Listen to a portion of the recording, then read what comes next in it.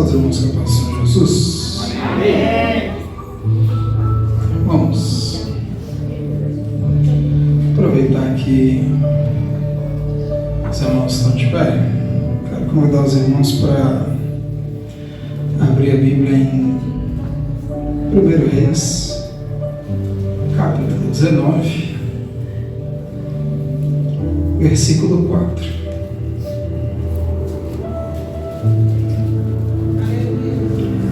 Reis, capítulo 19, versículo 4.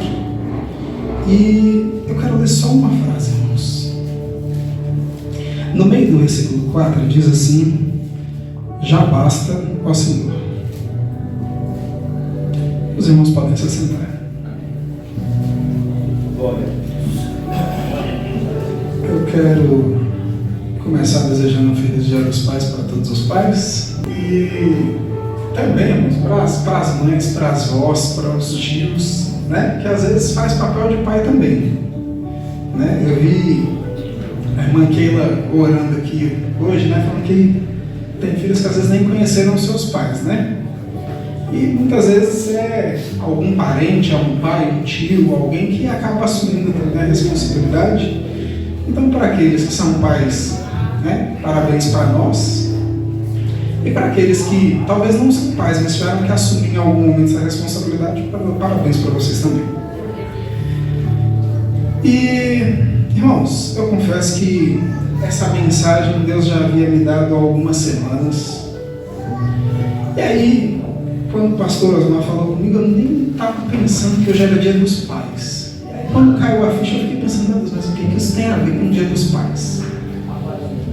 E, só que ao longo das semanas, Deus foi complementando algumas coisas no meu entendimento que eu quero compartilhar com os irmãos.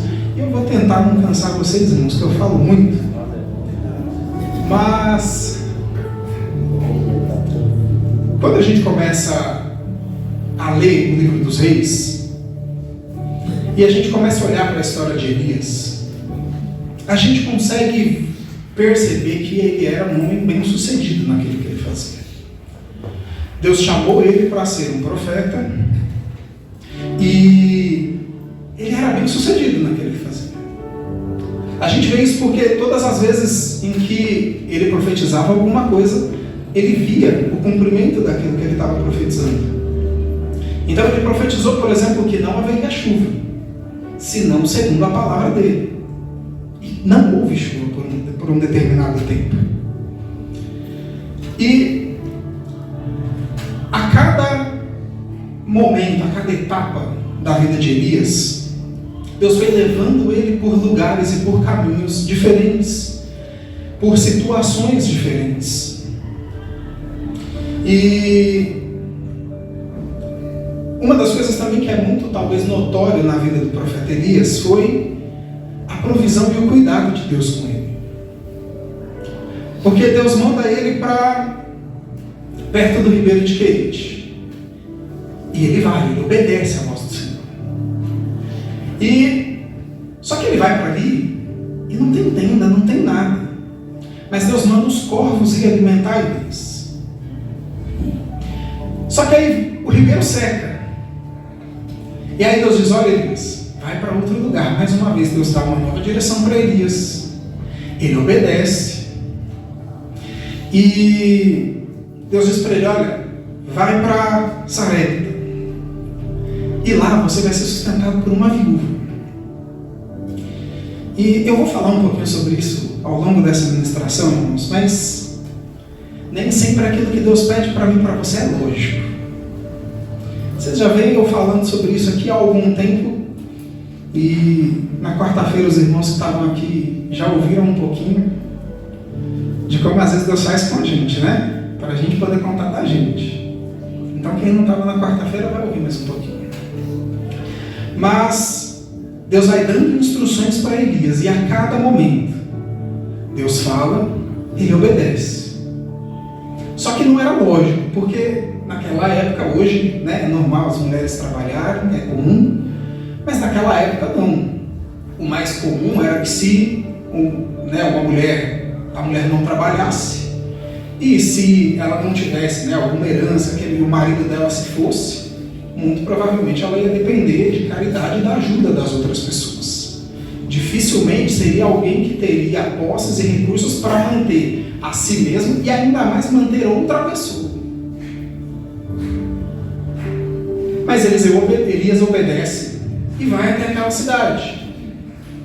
E quando chega lá, aquela mulher está se preparando para fazer um último, um pão, um bolo, para comer com seu filho, porque não tinha mais nada. E quem sabe se fosse a gente não ia questionar Deus e falar assim: peraí, Senhor, mas o Senhor me mandou para cá, e eu chego aqui e não tem nem para ela, e como é que ela vai me alimentar? Só que o profeta dá uma instrução para ela, assim como Deus vinha dando instrução para ele, e ele obedecendo, ele dá uma instrução para ela, fala: olha, faz primeiro para mim, um pequeno, e depois para vocês. A gente já falou aqui, se eu não me engano, na escola dominical, que às vezes a gente não daria talvez nem o nosso cachorro por outra pessoa, dependendo da situação. E pensa você numa situação em que só tem para você e para sua família. Chega alguém que você talvez nunca viu e diz assim: olha, deixa eu comer um pouquinho dessa comida e depois vai ter para vocês. Será que a gente ia crer, confiar e obedecer? Só que por causa dessa obediência, a gente vê talvez mais um milagre de Deus operado através do profeta Elias. Porque aquela farinha não acabou. O azeite não acabou. Porque a gente não faz banho todo só com farinha, né? Deus multiplicou o mantimento e proveu para aquela casa e para aquela família por causa da obediência. Talvez num cenário adverso, num cenário em que tudo seria justificativa para falar: não, a gente não tem nem para a gente, eu não vou fazer isso. Só que muitas vezes, talvez em todas, Deus vai colocar a nossa fé à prova e não é com coisas óbvias. Porque quando é óbvio, é fácil a gente obedecer. Quando está sobrando, é fácil a gente obedecer. Quando tem demais, é fácil a gente distribuir. Mas e quando não tem nem para mim e para você? E Deus manda você entregar alguma coisa? Como que fica quando Deus manda entregar o pouco que você já tem?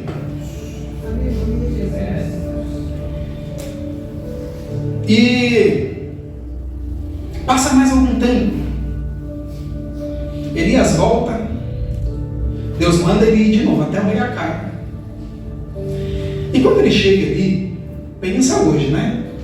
A gente tem um presidente da República. Então, ele foi diante de uma autoridade. Já era um desafio cada profecia e cada vez que Deus mandava ele entregar algo para aquele rei. Mas ele obedeceu e ele foi. E quando ele chegou lá, ele convida, diz assim: olha, chama todo o povo, chama todo mundo. E chama também os profetas de Aserá e chama os profetas de Baal, e eu quero todo mundo lá no Monte Carmelo. Talvez nos dias de hoje é como se a gente falasse assim: olha, vamos fazer um mega evento, um culto novo, nós vamos chamar todo mundo. Mas chama também o macumbeiro, chama o espírita, chama o alcoólatra, chama todo mundo. E naquele momento, e talvez em muitos momentos ao longo da história de Israel, o povo ficava talvez em dúvida sobre qual Deus deveria servir. Ficava com um pé dentro e com um pé fora. Uma hora estava adorando a Deus, outra hora estava adorando Baal, outra hora estava adorando a Aserá, outra hora não estava adorando a Deus. Era uma vida de inconstância. E ele chama todo mundo e fala assim: agora nós vamos ver quem é Deus aqui nessa parada. Chama todo mundo. E talvez a maioria dos irmãos já ouviu, né, alguém ministrar sobre o desafio lá no Monte Carmelo. Então pensa, né? Um monte lotado de gente. Fala assim: rapaz, adoro o Deus de vocês aí, vamos ver se é Deus de verdade. E a Bíblia vai dizer que eles oraram, eles cantaram, eles gritaram, eles se mutilaram, eles fizeram N coisas em busca de uma resposta. Mas não houve uma resposta. E aí chegou a vez de Elias. E mais uma vez, quando ele clamou a Deus, Deus ouviu a sua oração. Deus respondeu com fogo do céu. E o fogo do céu que desceu não foi sinal só para Elias, foi sinal para todo aquele povo que estava contemplando. Eles viram aquela cena e eles tiveram que reconhecer que Deus primeiro era na vida de Elias. E depois eles tiveram que reconhecer que só o Senhor era Deus. E aí a gente vai ver uma cena bem trágica depois disso. Porque o texto vai dizer que Elias mata aqueles 850 profetas. A espada. Não tinha CPF naquela época, mas foi 850 cancelado naquele dia. Então, ele, apesar das dificuldades, apesar dos desafios, ele vinha numa constância de ouvir a voz de Deus, obedecer a voz de Deus e ver Deus honrar aquela obediência. Tudo aquilo que ele dizia se concretizava. Na sequência ele diz para o rei: olha, vai chover. E a gente canta aqui: eu vejo uma pequena nuvem. Mais uma vez, ele dizia algo e se cumpria. Só que, talvez no momento de maior vitória de Elias, talvez no momento de maior auge, talvez era algo por qual ele estava lutando talvez há muito tempo. Porque quando a gente busca fazer as coisas direito, a gente se incomoda com quem não faz direito. Isso acontece em N lugares. Isso acontece na escola, isso acontece no serviço. No ambiente profissional a gente vê muito isso. Na igreja a gente nem vê, né? Então, talvez ele já vinha se incomodando e pregando e tentando evangelizar e trazer o povo à consciência de novo para adorar a Deus, que só Deus, e talvez precisou aquele desafio de uma forma mais abrupta, de uma forma mais ousada, para que o povo realmente entendesse que estava virando as costas para Deus, que precisava se voltar para Deus e que só o Senhor era Deus. Que só o Senhor é Deus. E ele tinha acabado de vencer 850 profetas. Ele tinha acabado de conseguir mostrar para todo o povo que só o Senhor era Deus. E o mais difícil, o povo tinha entendido. Porque uma coisa é, às vezes a gente vê, mas às vezes nem vê, a gente crê e obedece. Mas o povo reconheceu que o Senhor era Deus. O povo reconheceu o poder de Deus. Então talvez ele conseguiu as coisas mais difíceis e que talvez ele já vinha buscando há algum tempo. Só que aí chega a notícia lá no ouvido de Jezabel, que 850 profetas dela tinham morrido. E ela volta com uma afronta e com uma mensagem. Diz assim: olha, até amanhã eu vou fazer com você a mesma coisa que você fez com os meus profetas. E parece, irmãos, é um texto, no começo ele é até engraçado, porque ele acabou de vencer 850 profetas. E aí vem uma mulher e diz: mas até amanhã eu vou te pegar. E ele corre de uma mulher. Ele venceu 850 profetas, mas correu de Jezabel. E aí ele corre e ainda diz que ele para num lugar, deixa o seu servo, parou em Beceba, deixou o seu servo lá e foi ao deserto. E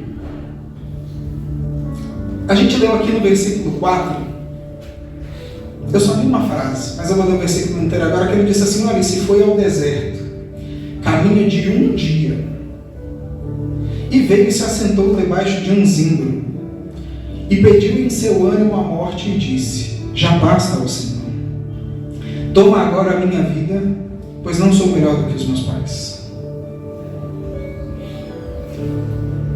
E eu falei, parece, cômico, apesar de ser um texto trágico, Porque ele está fugindo de Jezabel. Porque Jezabel falou que vai matar ele. Aí ele chega, anda um dia, para debaixo do zelo e fala: Senhor, me mata. Podia ter ficado lá esperando a Jezabel. Só que, apesar quando a gente imaginar essa cena ser algo meio cômico, irmãos, o que eu quero trazer para os irmãos essa noite é algo muito sério. Talvez nos momentos onde a gente está no nosso auge, talvez no momento que a gente acha que a gente está mais forte, que a gente está mais edificado, talvez é o momento que a gente mais vai ser testado. Talvez é o momento que a nossa fé vai ser testada.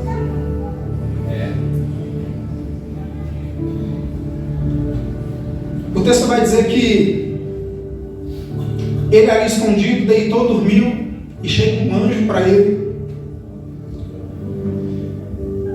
e diz para ele assim: Elias, levanta e come. E tinha um pão lá. Pensemos, um anjo veio trazer um pão. Fico pensando onde é que passou esse pão. Se foi no céu, se foi na terra, mas um anjo veio trazer pão para Elias. Falou: levanta e come. E ele olhou e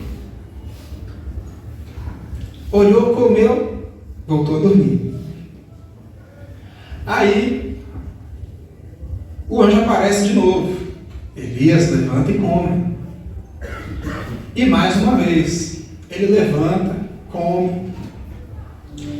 E quem sabe Deus tem tentado me alimentar e alimentar você. Ele tem falado comigo uma vez, duas vezes, três vezes. Tem falado com você: levanta e come. Porque o caminho é longo, mas a gente tem comido, tem se alimentado, e a gente deita na cama de novo e fala: Senhor, não está para mim. Eu não quero mais. Eu não vou mais, eu estou desanimado, eu não quero saber. Aí Deus vem de novo e fala: levanta e come. Porque não é para você ficar aqui parado. E aí você vai e come, mas deita de novo e fala: não, Senhor, obrigado pela comida, mas eu não quero. E quantas vezes será que Deus vai precisar vir até você e falar: levanta, porque o caminho é longo? Quantas vezes será que Deus vai precisar falar com a gente? E o texto vai dizer que ele resolve caminhar. Ele obedece a voz do Senhor. E com a força daquela comida, a gente se fala assim: vamos jejuar. Às vezes você fica o dia inteiro sem comer, né? Você fala assim: hoje eu vou jejuar. Dá uma hora, parece que o estômago está lá do outro lado, está saindo as costas. Só que o texto vai dizer que com a força daquela comida ele conseguiu andar 40 dias e 40 noites. Às vezes a gente fica achando, e podia olhar e falar assim: nossa, mas só esse pão aqui, Senhor? É só isso que tem? Só que a gente esquece que mesmo a coisa mais simples e pequena na mão de Deus é muita coisa. Com aquilo que o Senhor nos entrega e confia na nossa mão, a gente vai muito além do que aquilo que a gente conseguiria com a nossa própria força. Porque na verdade, se não for misericórdia de Deus, a gente não levanta da cama amanhã de manhã. Se não fosse a misericórdia de Deus, você não estaria aqui agora ouvindo essa mensagem. Então a gente precisa fazer a nossa parte, eu sempre digo isso. Só que a nossa parte, ela está diretamente conectada com aquilo que o Senhor nos permite. E com aquilo que Ele quer para nós. E às vezes a gente fica buscando ter a nossa força e a gente esquece que é na força do Senhor que a gente vai conseguir. Só que aí ele levanta, anda 40 dias e fala: agora vai, agora estou de pé. Aí ele anda 40 dias, 40 noites e entra numa caverna.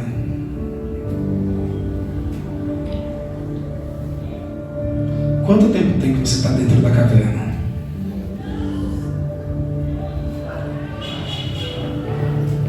E o engraçado aí é que Elias conhecia a voz de Deus. Deus já havia falado com Elias diversas vezes, instruído ele diversas vezes. Era uma voz conhecida, era algo habitual para eles. Só que o texto vai dizer que ele começa a procurar pela voz do Senhor. E começa a acontecer fenômenos do lado de fora da caverna. Só que ele não sai para olhar. Ele não sai da caverna. Ele fica olhando, será que o Senhor está? E tem algo que chamou a minha atenção aqui, irmãos, que quando ele está ali, ele começa a falar com Deus, a conversar com Deus. Só que ele começa a falar e está esperando a resposta vir, né? Ele começa a dizer assim: não, Senhor, mas eu tenho sido fiel, eu tenho feito a tua vontade, mas agora só tem eu de profeta. E aí a primeira coisa é que Deus responde: como é que pode ser isso que só tem você? Tem mais alguns milhares por aí. Talvez nos momentos de adversidade, talvez no nosso momento de fraqueza. E o diabo até se aproveita disso, parece que só acontece com a gente. A gente fica com a impressão que aquilo que a gente está passando, ninguém mais está passando, ninguém sabe mais o que está acontecendo. Só que, talvez se a gente parar um pouquinho, para conversar com um e com o outro, a gente vai perceber que a gente não é o único. E talvez essa é uma das principais estratégias que o diabo tem para nos afastar de Deus e também do corpo de Cristo. É parecer que a gente está sozinho, parecer que a gente está abandonado, isolado. E parecer que ninguém entende, porque é só a gente que está passando por aquilo. É isso que fica parecendo.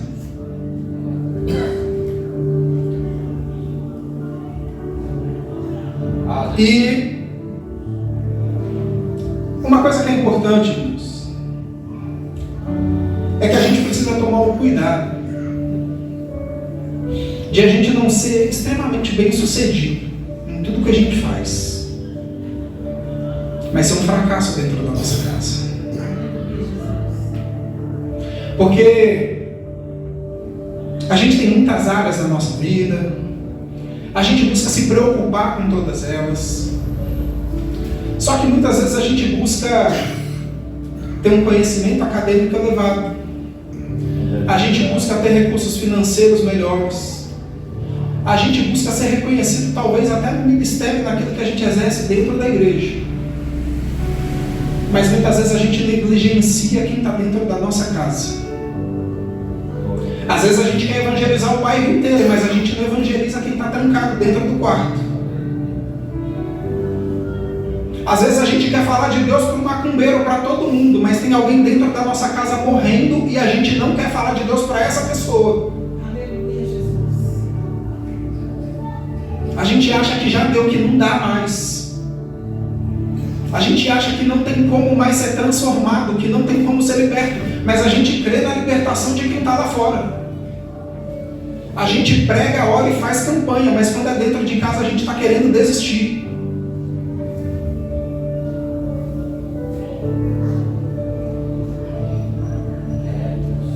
A gente precisa lembrar que o primeiro ministério que Deus confiou ao homem não foi de pastorado, não foi de ser empresário. O primeiro ministério instituído por Deus foi a família. A gente está hoje num culto de família, Dia dos Pais, e o primeiro ministério instituído por Deus foi a família. E a nossa família precisa estar em primeiro lugar. E eu não estou dizendo que a gente vai deixar a obra de Deus por causa da nossa família. Só que não adianta a gente vir aqui cantar, orar, pular e deixar perder quem está dentro da nossa casa. Porque a Bíblia vai dizer assim que mais vale uma alma salva do que o mundo inteiro perdido. Se bobear, a gente ganha todo mundo e perde a nossa. Então a gente precisa, aquele que está de pé, cuidado para que não caia, não é? Então a gente precisa primeiro garantir e lutar para ficar de pé. Essa é a primeira coisa. Segundo, começar dentro da nossa casa o evangelismo. Começar dentro da nossa casa louvor. Começar dentro da nossa casa buscar por transformação. Meu Deus, aleluia, Jesus. E aí depois que a gente está buscando por dentro da nossa casa, e a gente pode até fazer as duas coisas em paralelo, a gente busca pelos demais. Mas a gente não pode só buscar fora e esquecer quem está dentro. A gente não pode negligenciar. Aleluia, Jesus. Só que muitas vezes a gente fica buscando a direção de Deus, a resposta de Deus. E eu vou contar algo para os irmãos, porque eu comecei a contar uma parte aqui na quarta-feira. Eu venho desde fevereiro, irmãos, falar comigo. Deus vem falando muito comigo a respeito de fé. E muitas vezes aqui na igreja eu vim aqui pregar sobre fé. E mais ou menos em fevereiro, Deus me deu uma mensagem para trazer aqui na igreja falando sobre Abraão. E o teor daquela mensagem era: você precisa deixar Ló para trás. Porque Deus prometeu para Abraão, fez promessas para ele, e falou: sai do meio da tua parentela, sai da tua terra, e vai para onde eu vou te mostrar. Obedece primeiro, sai primeiro, eu mostro depois. Só que aí, Abraão fala: ah não, tá bom, eu vou sair, mas eu vou levar a parentela junto. E leva Ló.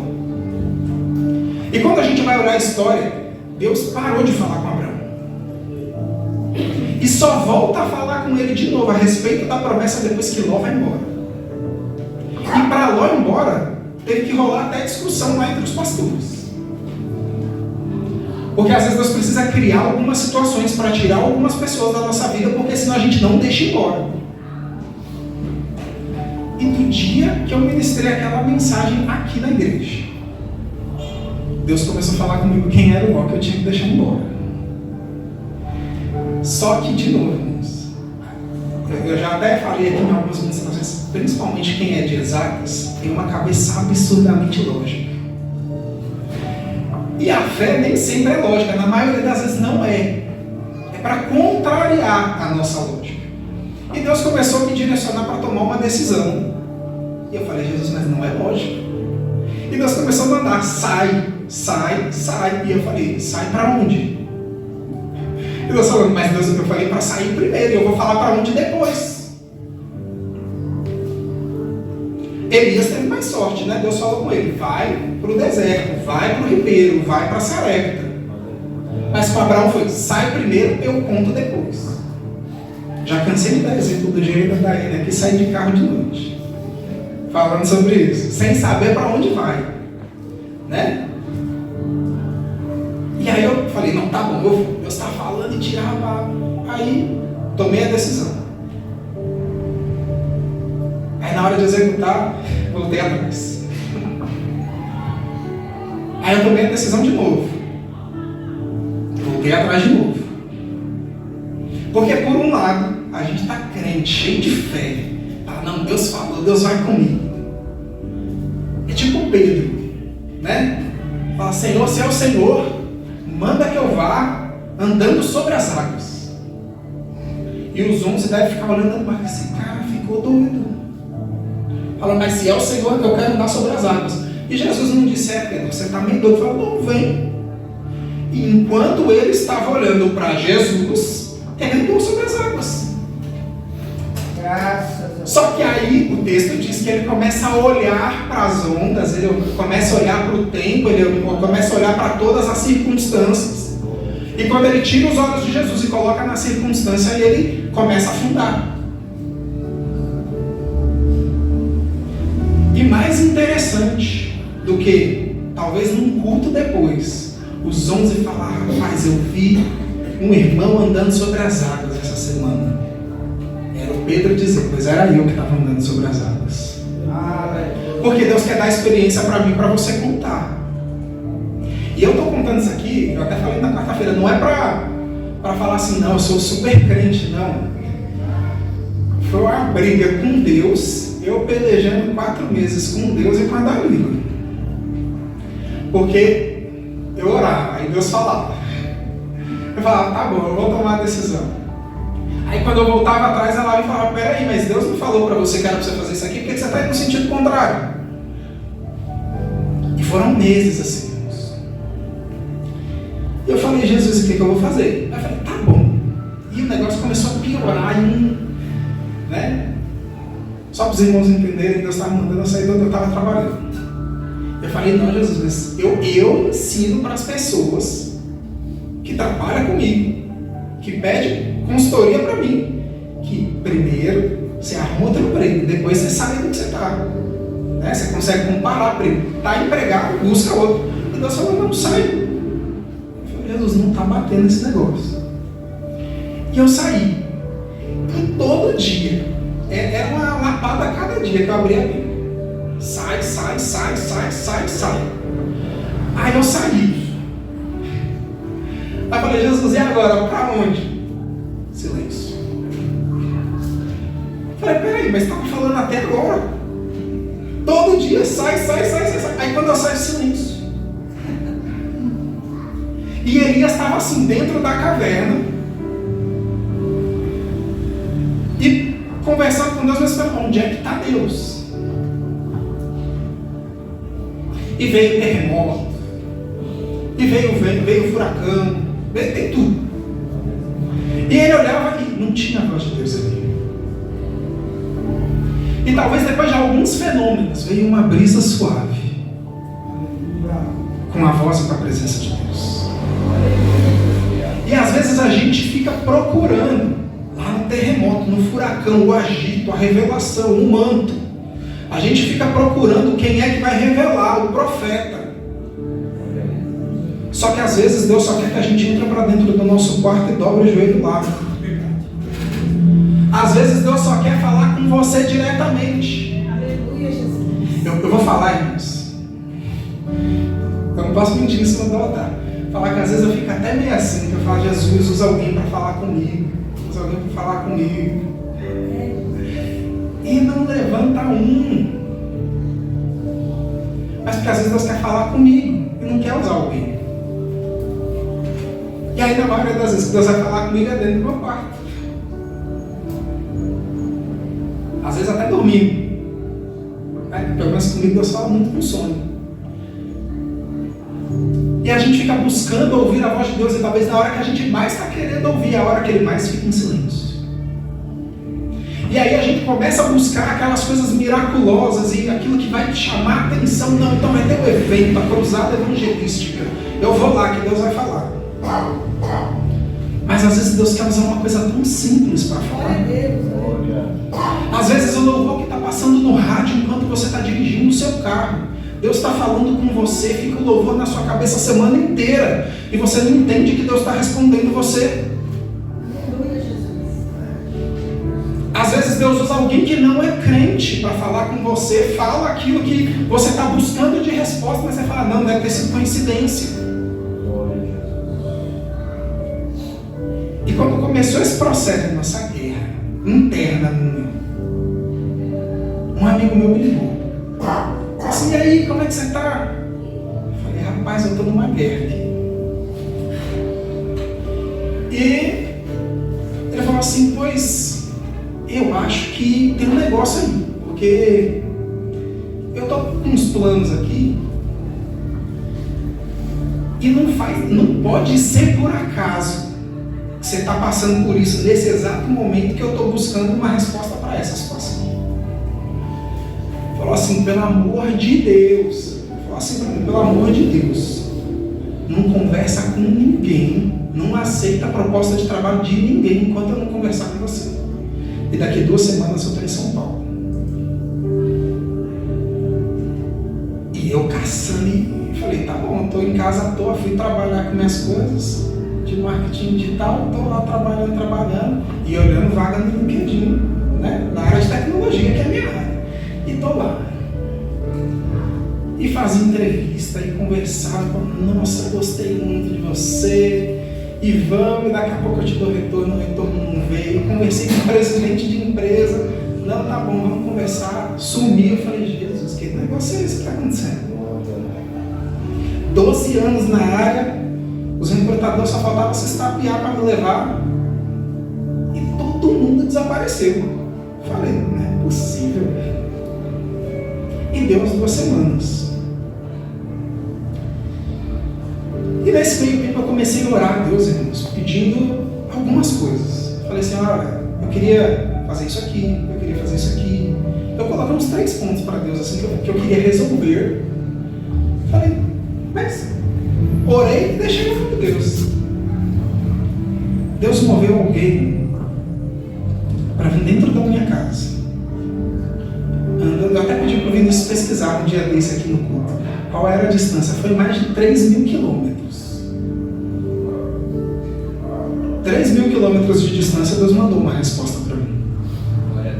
Será que Ele não pode mandar uma resposta para você?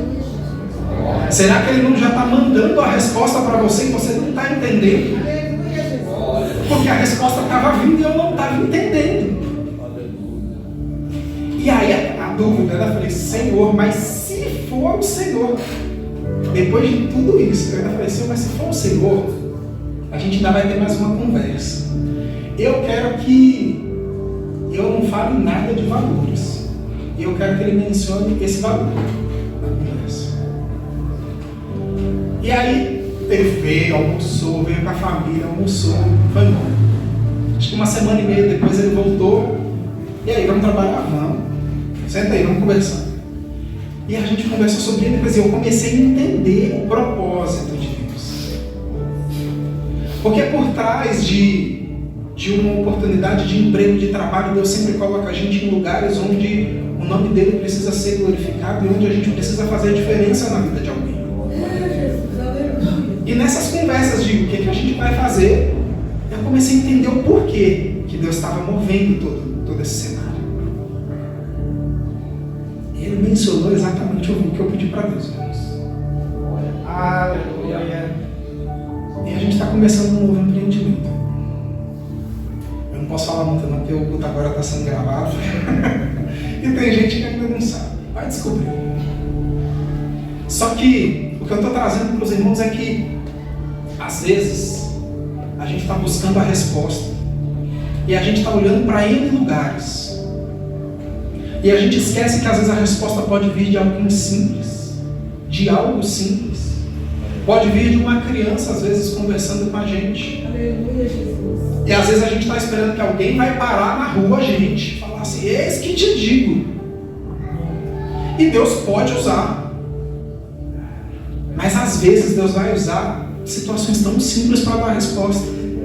E talvez porque é simples, talvez porque é numa brisa suave, você está falando, não, isso aqui não deve ser Deus não, porque é tão simples.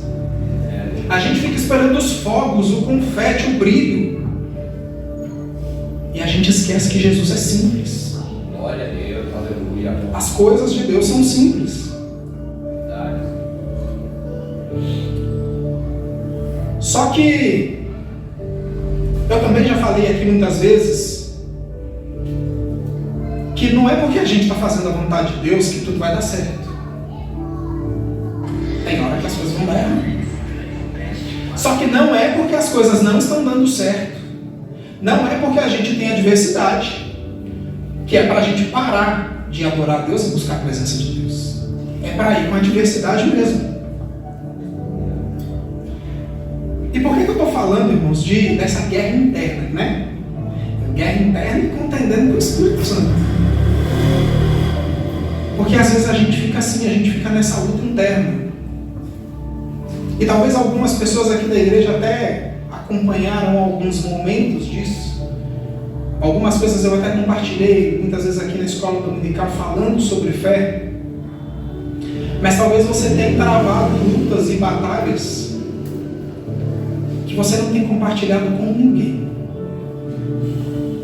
Assim como Elias achou, não, Senhor, agora não tem mais profeta, só tem eu, é só eu que estou nessa situação passando por isso. A gente está achando que é só com a gente, que ninguém vai entender. Só que a gente precisa vencer essa guerra interna. E muitas vezes, para vencer essa guerra interna, a gente precisa de ajuda externa. Hoje é Dia dos Pais e talvez a principal característica ou habilidade que a gente pensa quando a gente pensa num pai é a de liderança. É de liderar uma família, é de educar os filhos, é de manter a ordem numa casa. Só que ser líder não tem a ver com ter cargo. Ser líder não tem nada a ver com ter cargo. E Deus me colocou por muito tempo, né? E eu continuo no mundo corporativo. E eu comecei a perguntar para Deus, mas o que tem a ver uma coisa com a outra? E Deus está começando a clarear umas coisas na minha cabeça, irmãos, ultimamente, que o mundo corporativo é muito igual à igreja. Talvez um dia eu faça um pouco essa comparação. Só que, o que eu quero trazer de comparação? Que muitas vezes no mundo corporativo, quem tem um papel de liderança, quem é um exemplo para outras pessoas, nem sempre tem um cargo de líder. Às vezes você tem alguém que é uma inspiração para todo um time, para toda uma equipe, mas aquela pessoa não tem cargo nenhum, chefe. Às vezes o chefe não consegue movimentar ninguém da equipe, mas aquela pessoa, se falar, vamos fazer tal coisa, todo mundo vai. Talvez aqui na igreja a gente também vê isso. A gente pensa muito nos cargos e nas funções de todo mundo, e quem é líder de departamento, e é um tipo de liderança. Mas às vezes tem pessoas aqui que não têm nenhum cargo, mas exercem um papel de liderança, de influência na vida de outras pessoas, seja aqui na igreja, seja onde você está. Então a gente acha que ser líder tem só a ver com cargo. Eu só sou líder se eu tiver o cargo. E não, na verdade, liderança tem muito a ver com um exemplo. É com ação, é com comportamento. E normalmente é algo que a gente costuma ver nos pais.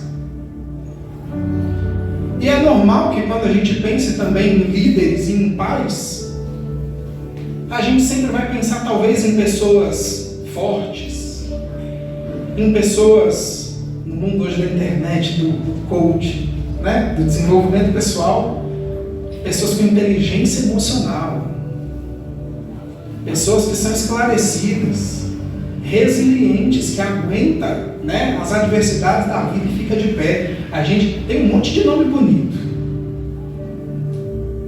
Mas talvez a gente comece a pensar que, quando a gente pensa na figura de um líder, na figura de um pai, a gente começa a pensar talvez em alguém que é durão, que não chora, que está sempre bem.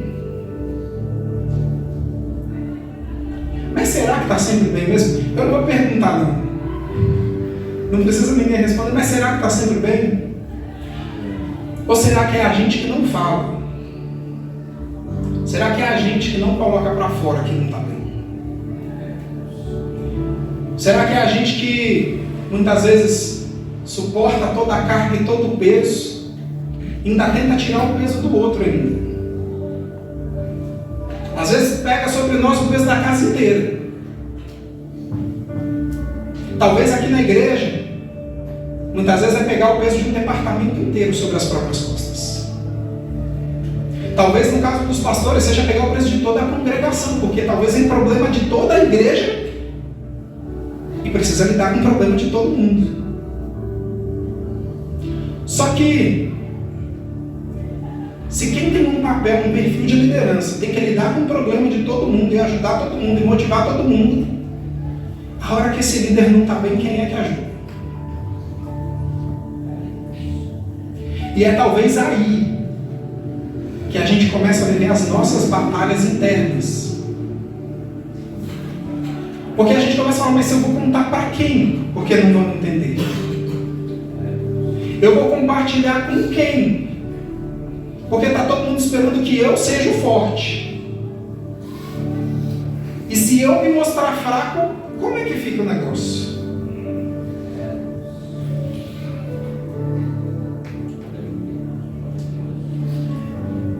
E a gente fica nessa guerra, e a gente fica nessa luta. E junto com isso, a gente também foi, eu não vou dizer que a gente foi ensinado, mas criou-se uma cultura, principalmente no mundo pentecostal, que Deus faz todas as coisas. Então, porque Deus sabe de todas as coisas, a gente não precisa buscar ajuda. Porque Deus é Deus do milagre. Deus é o Deus da cura. Só que às vezes a gente lê, pega lá o Novo Testamento e está lá. Mateus, Marcos, Lucas, João, Atos. Quem é Lucas? Não tinha Lucas discípulo, tinha? E quem era Lucas? E aí, os historiadores vão dizer, e até alguns textos, que ele era um médico. Talvez um dos livros mais detalhados do Novo Testamento. Foi escrito por um médico. E a Bíblia diz que tudo que está escrito foi escrito para que a gente tirasse proveito e entendesse isso nos dias de hoje. Então não é à toa que está lá. E não é à toa que foi dessa forma. E ele, o que leva a entender é que ele cuidava de quem? De Paulo. Peraí, mas talvez o personagem mais enigmático da Bíblia depois de Jesus. O mais importante, o que escreveu mais cartas, o que fez mais feitos. O que poderia falar assim, aquele é o cara no Evangelho. Tinha um médico cuidando de si. Porque a gente acha que, porque Deus é Deus, médico dos médicos, a gente não precisa se alimentar direito. A gente acha que a gente não precisa fazer exercício físico. Ah, irmão Emerson, mas eu estou cansado, eu trabalho muito, eu não consigo. Vai comprar pão na padaria mais longe. Já bate a caminhada do dia, 10 minutos a mais de caminhada. É 5 para ir, 5 para voltar. Se tiver uma subidinha, melhor ainda. Tem uma padaria no topo do morro, sobe o morro, vai buscar o pão lá. Só não volta comendo som, tá?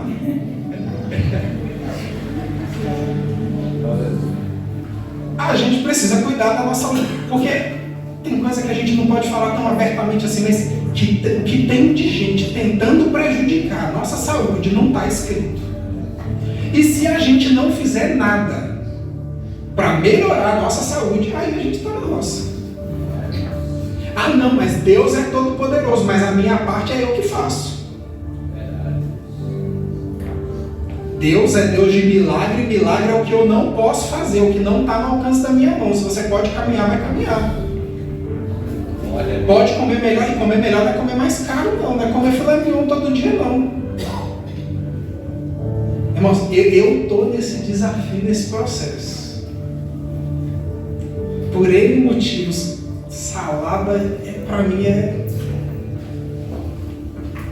Mas eu estou sendo ensinado. E a gente é ensinado muitas vezes passando pelo processo. Se você está precisando de ajuda, vai buscar ajuda. Porque talvez o que a gente mais tem visto nos últimos tempos é pessoas em depressão, é pessoas com ansiedade. Talvez muita gente não percebeu. Mas eu venho agora lutando com crises de ansiedade. Esses dias, talvez alguns irmãos viram chegar aí cheio de negócio no braço do hospital. Aquele dia eu falei, Jesus, perdoa os pecados, porque eu falei, eu estou morrendo. Cheguei no hospital e falei, eu estou infartando, não é possível. E aí depois eu fui descobrir, aí faz exame, olha, não tem nada, toma remédio, quando você vai ver, não é crise de ansiedade. Aí o que o médico falou pra mim? Vai no psicólogo. Aí falou de psicólogo, falou, não, fala de novo, é a cultura Principalmente pentecostal, não, psicólogo é coisa de doido. Mas peraí, mas não é ciência e Deus não deixou um médico na Bíblia, embora psicólogo não seja médico, é alguém que estudou para tratar da mentalidade. E aí, a gente não tem mente, não pensa, não tem sentimento, emoção. Aí eu fiz consulta, fui na consulta. Aí a psicóloga falou para mim assim, então, você vai ter que ir no psiquiatra. Porque você está contando para mim estar num estágio tão avançado que eu não posso nem começar uma terapia com você sem entender se você não precisa de remédio. Então você vai ter que ir no psiquiatra. E eu tenho consulta amanhã, tá? Eu estou falando isso, irmãos, que é para vocês entenderem que ah, não, Deus vai me curar. Às vezes para curar você tem que ir no médico e tomar o remédio. Às vezes o procedimento é simples, às vezes o processo é natural. A mão de Deus está lá, Ele está cuidando, mas você tem que fazer a sua parte. E aí eu não quero ficar tomando remédio. Então, antes da consulta eu já voltei para a academia de novo mais firme. Aí estou tentando comer. A gente vai tentando ajustar e vai aprendendo. E aí agora eu já sei que de vez em quando começa a passar mal, eu já sei que eu não estou tendo infarto. Eu já sei que eu não estou tendo AVC, que minha boca não está entortando, eu já sei. Só que até então eu ia para o espelho olhar se a boca não estava ficando torta. Eu ia olhar e tudo contraindo, e soa frio, e treme, e fraqueza. Tem dia que não tinha dia que não dava para ficar nem de pé. Às vezes passava o dia inteiro bem, na hora de dormir, deitado na cama, na hora de relaxar, começava. Eu falei, mas não. Só que às vezes é um processo que a gente precisa passar, e às vezes é só assim que a gente desacelera. Às vezes é só assim que a gente presta mais atenção naquilo que realmente é importante. Às vezes é só assim que a gente presta mais atenção nas coisas de Deus para a nossa vida. Às vezes é só assim que a gente entende melhor o propósito de Deus para nós. Então para com esse negócio de que ir no médico, não, porque o Senhor vai fazer o milagre. Vai no médico e ora pelo milagre. Vai no psicólogo e ora pelo milagre. E às vezes o milagre é o psicólogo que você vai encontrar. E às vezes você vai no psicólogo e ainda ganha uma alma para Jesus. E se o problema é remédio, toma o remédio. E ora a Deus, Senhor, eu não quero tomar remédio, mas enquanto precisar, toma um remédio. Glória a Deus. Porque a gente precisa se cuidar. E às vezes a gente fica com essa carga.